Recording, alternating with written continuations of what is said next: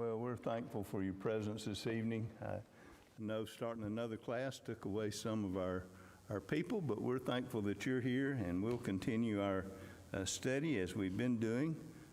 If you're visiting with us, we're certainly glad that you're with us this evening. We're studying in the book of Acts. Last Sunday night we had VBS, so we skipped a lesson, but now we're in our 25th lesson. If you wonder why I keep telling what lesson it is, it's for me. It helps me keep track of where we are in this study. But we're in the 25th lesson of Paul, Apostle Paul, and his missionary journeys. So last 2 weeks ago, our lesson was taken from the first 15 verses of Acts chapter 23. And just to bring you back up to speed on this, this is where Paul was taken by the Roman commander, taken down and put in front of I think it was an informal meeting of the Sanhedrin Council, and he was taken there. The commander, he is very curious as to why the Jews hate Paul.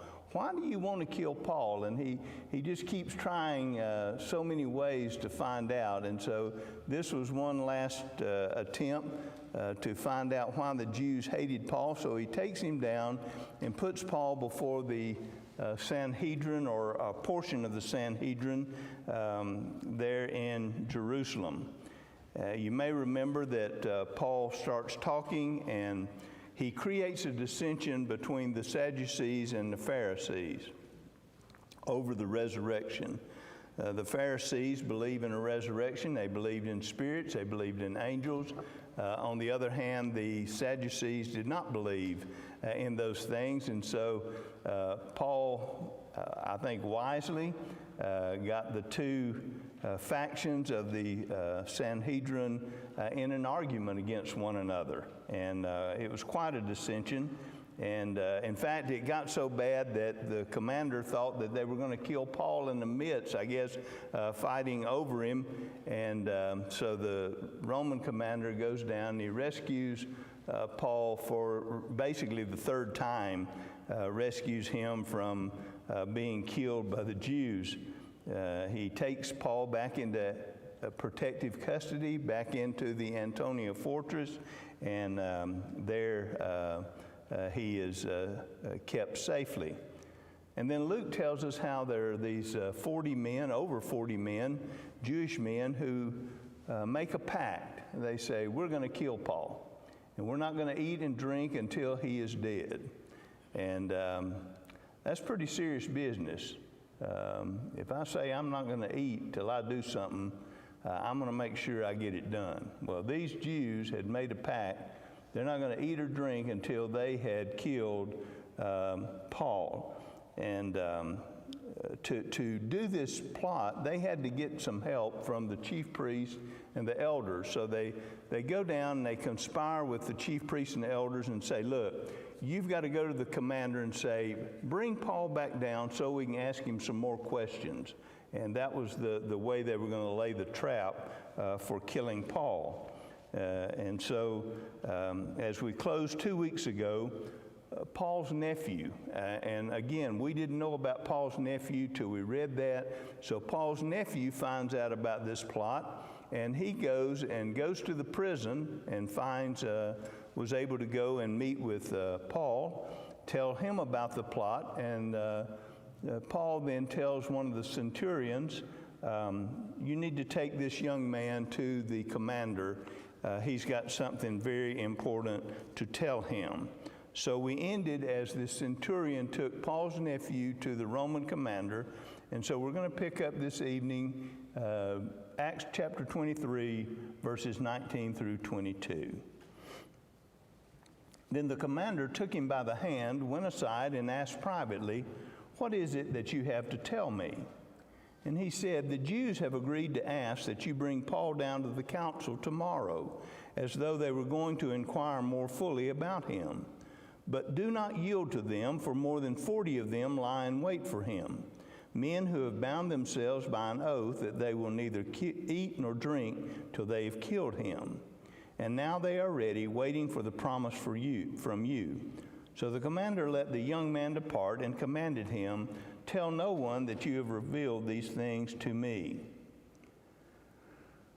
Well, evidently the Roman commander was very insightful, and he realized that whatever this young man had to tell him was something that he needed to keep a secret, and that he needed to talk privately with him. There's a couple of things to pick up on this. We talked about it 2 weeks ago. One is, how old was this boy? And there's no indication in the text from the different words that are used to describe him that we can really pin down his age. The fact that the Roman commander took him by the hand kind of indicates maybe he was fairly young. And yet when we read the text, what the boy tells the commander about what the Jews are plotting, it sounds like a very mature person talking. Again, because Luke is writing this, I don't think we can determine, that's actually what the boy said, or that those are the exact words that he used. So we don't know how old this boy was. I tend to think that he was fairly young. And I do that simply because of the way it says that the commander treated him. But that's just my opinion. Paul's nephew tells the commander in very brief form exactly what the Jewish men have plotted to do to him, and he also apprises him of the council's complicity to help in this plot to set an ambush for the Apostle Paul. But the nephew begs the commander, said, don't let them bring Paul down. Don't do it, because these men have taken this oath to kill Paul. And all they need is for the commander to agree to bring Paul down, and then the trap will be set. So once the commander hears what the nephew has to say, he says, look, don't tell anybody what you've told me, and lets the young man go. And now we pick up in verses 23 through 30. And he called for 2 centurions, saying, prepare 200 soldiers, 70 horsemen, and 200 spearmen to go to Caesarea at the 3rd hour of the night, and provide mounts to set Paul on and bring him safely to Felix the governor. He wrote a letter in the following manner: Claudius Lysias, to the most excellent governor Felix, greetings. This man was seized by the Jews and was about to be killed by them. Coming with the troops, I rescued him, having learned that he was a Roman. That sounds kind of suspicious, doesn't it? That's not the way it happened, is it? And then I wanted to know the reason they accused him.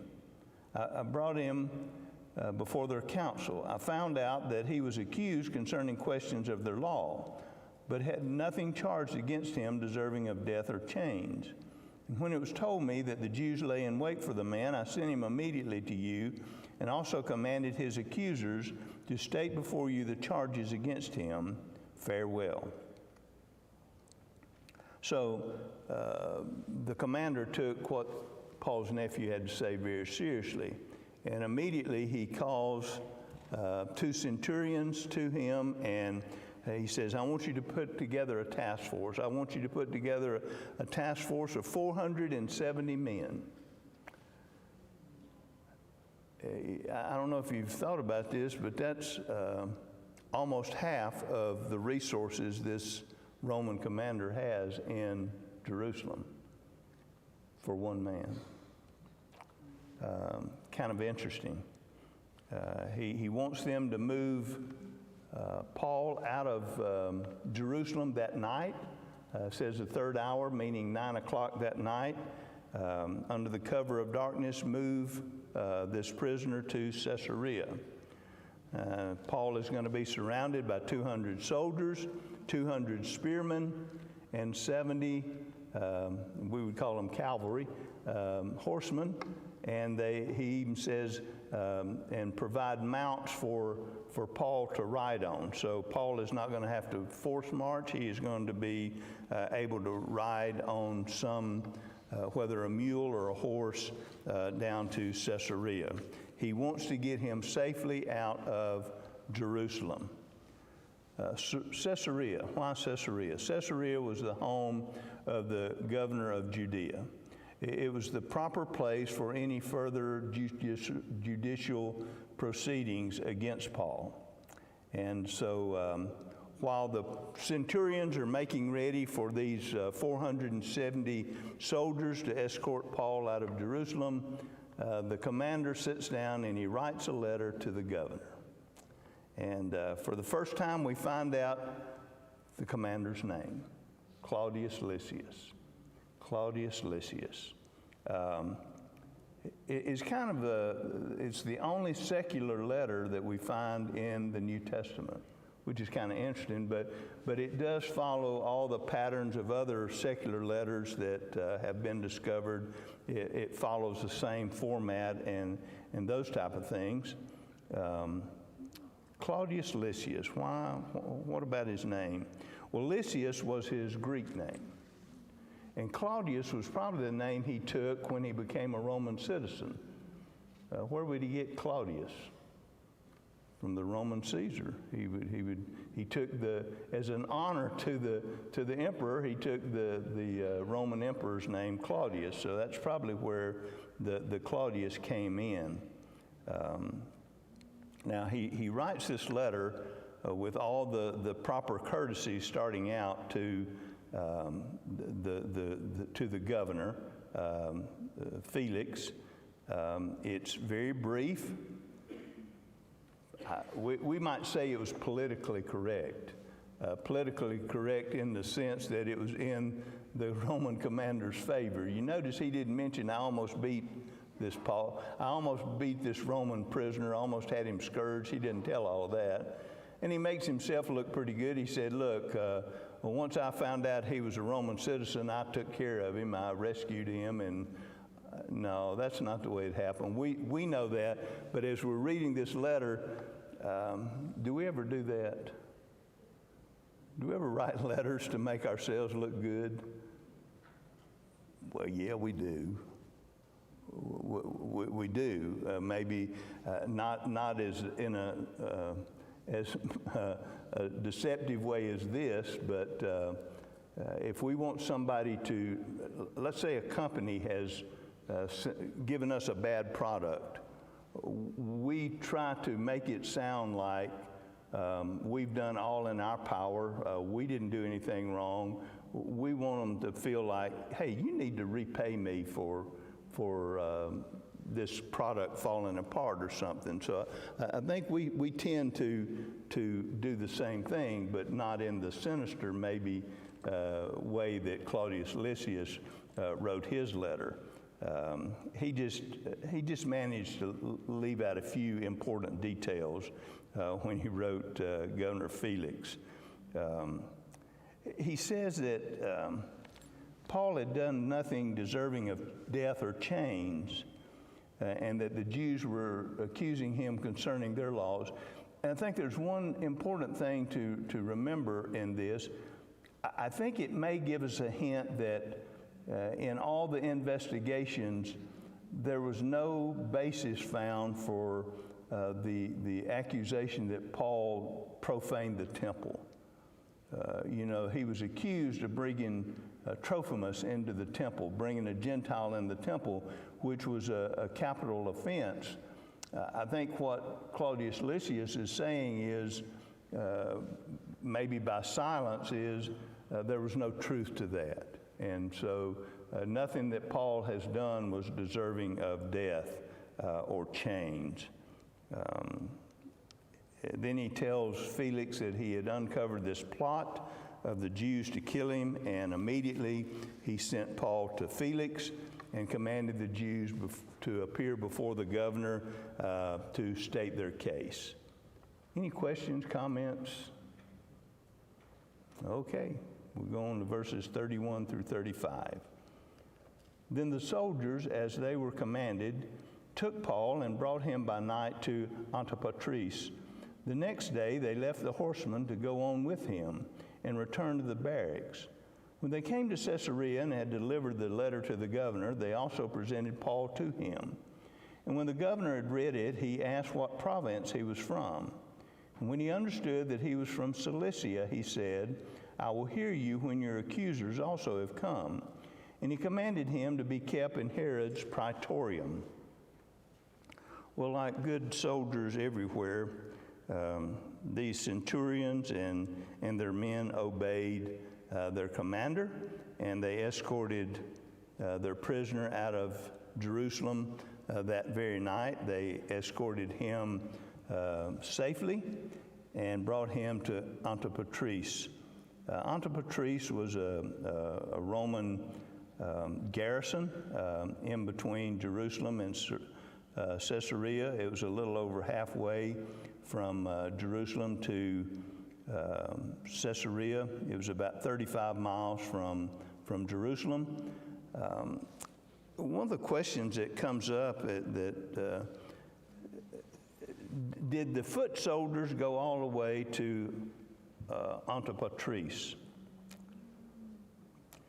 You've got 70 men on horseback. You've got Paul riding on horseback, but you've got 200 foot soldiers and 200 spearmen, also foot soldiers. 400 men. You can't keep up with the cavalry. I mean, as fast as you can walk, you can't keep up with a horse. It's just the way it is. Some have said that maybe the spearmen and some of the foot soldiers escorted Paul till they got him safely out of the environs of Jerusalem. And that would make sense. You're under the cover of darkness. Unless they were discovered, the Jews would not attack Paul if he's surrounded by 400 foot soldiers. And so some conclude that maybe they just escorted him till they got him out of town, maybe on down the hill a little ways, and then the horsemen took him all on to Antipatris and on to Caesarea. I don't know. It's very likely, because time and distance make it unlikely that they went all the way that 35 miles down to Antipatris, but we just don't know. What we do know is that once they got to Antipatris, that the horsemen escorted Paul on down to Caesarea. And they delivered Paul and the letter to Governor Felix there in Caesarea. Felix reads the letter with Paul evidently standing before him, and he reads the letter and he asks Paul from what province he is coming from. And when Paul tells him from Cilicia, then Felix says, well, I'll hear your case when the people arrive. In the meantime, we're going to keep you in Herod's praetorium, or a cell in the palace, or the headquarters there in Caesarea. I wish I'd just put some more pictures here. Caesarea is a very neat place. This is the lower level of part of Herod's old palace there. Some of the tile floor is still remaining, which is very neat to see tile from 2,000 years ago still intact there in Caesarea. Of course, this is the Mediterranean Sea out there looking west. This, you stand up on I don't know, it's probably only about 6 feet above that you look down and you take that picture. But this is just part of Herod's palace. It was a huge palace. Go on to the next slide. This is the upper level of his palace, and you can see the columns there that they've put back up.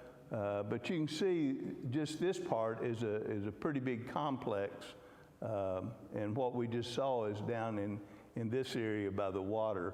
But Caesarea is one of the neat places to visit if you go to Israel. A lot of things you see there that give you a lot of Roman history. There is where they found the inscription that proved that Pilate was the governor when Jesus was tried. And that's very important because historians said, y'all just made this all up. There never was a guy by the name of Pilate. And lo and behold, there in Caesarea, they found an inscription that said, yeah, Pilate was the governor. And that's very, very important there in Caesarea.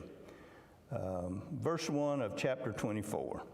So we finally get out of chapter 23, and now we're in chapter 24.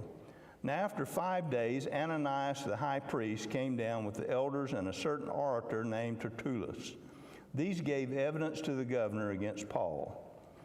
So 5 days after Paul arrived in Caesarea, or 5 days after the Roman commander advised the Sanhedrin that they have to pursue any charges against Paul with the governor, these Jewish antagonists come down to plead their case. The high priest, we've talked about Ananias. He was not a good guy. He was a very evil man, but he was the high priest at the time, and he comes down along with some of the elders of the council, and then they're in hopes of eliminating Paul. They want to kill him. They're determined to kill him. And so to help in their case, they bring a certain orator by the name of Tertullus.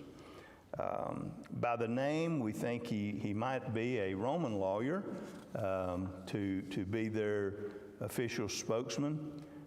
We can't tell if he's Jewish. There's nothing to indicate that he's Jewish. There's part of his speech that indicates he might be, but then there's others that say, no, probably not. So I think what we have to assume about Tertullus was he was somebody who really knew Roman law. They needed somebody who knew Roman law to try to plead their case to get Felix to do something about Paul.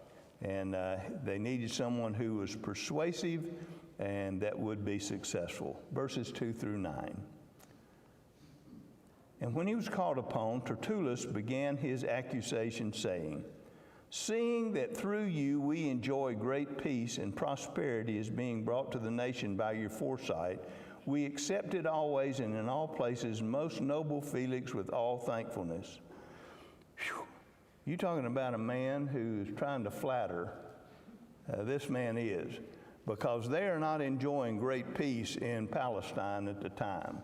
The Jews are not happy with the Romans, and so this guy is just spewing out all kinds of flattery that is not true. But again, that's, well, nothing's much changed in 2,000 years, has it? Flattery still tries to get people somewhere, and he was using it to the fullest extent. Nevertheless, not to be tedious, I love that, not to be tedious to you any further, I beg you to hear by your courtesy a few words from us. For we have found this man a plague. So Paul's a plague. A creator of dissension among all the Jews throughout the world, and a ringleader of the sect of the Nazarenes. He even tried to profane the temple, and we seized him and wanted to judge him according to our law. But the commander Lysias came by and with great violence took him out of our hand. They're trying to make Lysias look bad now. So that's kind of an interesting aside that they're trying to do. Commanding his accusers to come to you. By examining yourself, you may ascertain all these things of which we accuse him. And the Jews also assented, maintaining that these things were so. So Tertullus wisely begins his accusation against Paul with praise for the governor, attributing peace and prosperity to him and to his foresight. As I've already stated, it was totally untrue. They were not enjoying peace and prosperity in Palestine if you were a Jew, but they're trying to make the governor think he did. Felix, interesting guy. He was born a slave. And to rise to be a governor was kind of unique for him. But he was not a nice man. Tacitus, a Roman historian, had this to say. He was born shortly before this trial. So Tacitus wrote right after this, or a few years after this, looking back, but isn't that what a lot of historians do? They don't live during the thing, they write in retrospect. So here's what Tacitus has to say about Felix. Antonius Felix practiced every kind of cruelty and lust, wielding the power of a king with the instincts of a slave. Kind of an interesting conclusion that Tacitus came to. Felix had been born a slave, but by different intrigues, he became a governor, which was very unusual. And now, Tertullus was, I think, treading very cautiously as he makes his remarks against Paul. And he begins with insults. He says that Paul's a plague. He creates dissension among the Jews throughout the world. He's the ringleader of the Nazarene sect. And I don't know about you, but as I was studying this, and he called Paul a plague. The same word is pestilence. Ernest T. Bass. The wedding where Barney and Andy go up in the mountains at Briscoe Darling's request because Ernest T. doesn't believe that Charlene and Dub Wash are legally married. So they go up to sort it out. And when they get up there and it gets dark, Andy says, well, where is Ernest T. Bass? And Dud Wash says this, he's a pestilence, and a pestilence will find you, you just wait. Well, basically, Tertullus says Paul is a pestilence. He is a pestilence. He needs to be destroyed, and he accuses Paul of trying to profane the temple, which is the reason they seized him, and they wanted to judge him by Jewish law, but then they accused Lysias of usurping their authority. And I, again, just think of how they're weaving these charges, and they're involving the Roman commander saying, hey, he usurped his authority by pulling this prisoner away from us, and they're very, very upset. It says he violently took him from us. And it forced them to come now down to Caesarea, to come before Felix, and let Felix examine Paul and determine the truth of the matter. And when he concludes his remarks, well, the Jews, they agree with everything he had said. I don't know if they said amen or what, but they lent their approval to everything that Tertullus had said about Paul to Felix. Maybe we can get some more. Verses 10 through 16.